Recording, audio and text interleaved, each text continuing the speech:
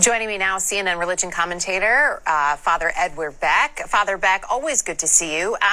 As we move into Easter tomorrow, and we saw this with Passover Seders on Wednesday and Thursday night, most people are listening to these stay-at-home orders. As much as they may want to be at a service in that pew or be around the table with their family, what's your message, though, to those folks who say it is actually a sign of their devotion that they are showing up to a church service where there will be dozens of other people, perhaps more? I would say that a sign of your devotion, if you really love God and neighbor, like we are commanded, it means stay home. You don't know if you are sick. You don't know if you will contract the illness. You could make matters worse. I mean, I don't get how somebody cannot see that. I don't get. So some people have said, well, God will protect me. The blood of Christ will protect me. So all of those people who got sick, God didn't protect. They weren't faithful. I mean, none of that makes sense. Love of God and love of neighbor right now means staying home and worshiping in your domestic church.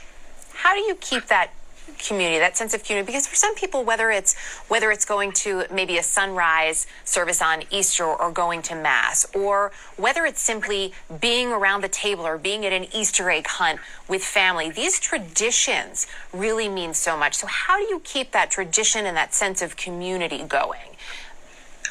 I think we have been creative with developing new ways during this pandemic. And Erica, it's not ideal. I get we want to hug one another. We want to receive communion. We want to sing songs together.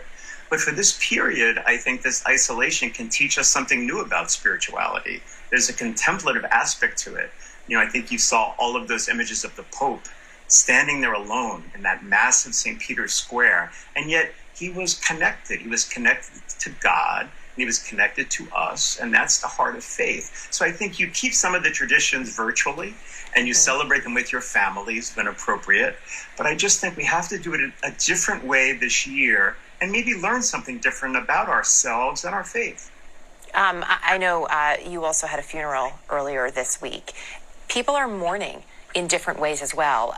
We had a heartbreaking story from our correspondent Ryan Young of a family who couldn't be together, a woman who couldn't say goodbye to her husband. Her daughter couldn't say goodbye to her father.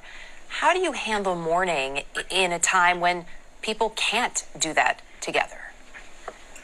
It was really hard, Erica. We gathered at the graveside, and this elderly Chinese woman had died, and she had 5 children.